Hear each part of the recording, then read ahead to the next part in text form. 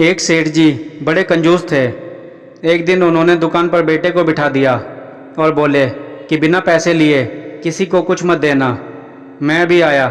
अकस्मात एक संत आए जो अलग अलग जगह से एक समय की भोजन सामग्री लेते थे।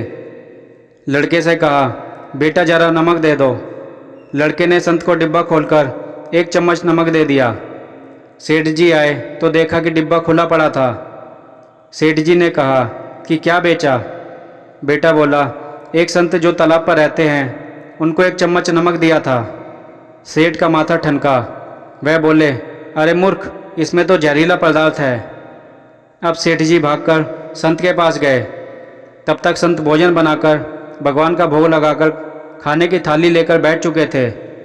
सेठ जी दूर से ही बोले, महाराज रुकिए, आप जो नमक लाए थे नमक नहीं था बल्कि जहरीला पदार्थ था।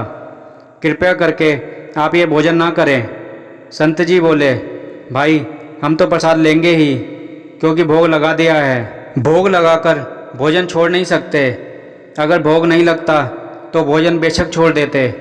यह कहकर संत ने भोजन को प्रसाद समझकर खाना शुरू कर दिया। सेठ जी के होश उड़ गए। वो रात भर वहीं बैठे रहे।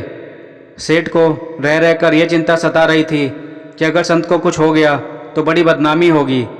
रात में अगर तबीयत बिगड़ी तो कम से कम वैद्य को दिखा देंगे। सोचते सोचते उन्हें नींद आ गई। सुबह रोज की तरह संत जल्दी उठ गए और नदी में स्नान करने लगे। सेठ जी ने कहा, महाराज तबीयत तो ठीक है? संत बोले, भगवान की कृपा है। इसके बाद वह पूजा के लिए मंदिर चले गए। जैसे ही संत ने मंदिर का द्वार खोला तो देखा कि भगवान के श्री विग्रह के दो भाग हो गए हैं और शरीर काला पड़ गया है। ये देखते ही सेठ को सब समझ आ गया कि भक्त के अटल विश्वास को देखकर भगवान ने भोजन का जहर भोग के रूप में स्वयं ग्रहण कर लिया और भक्त को प्रसाद ग्रहण कराया।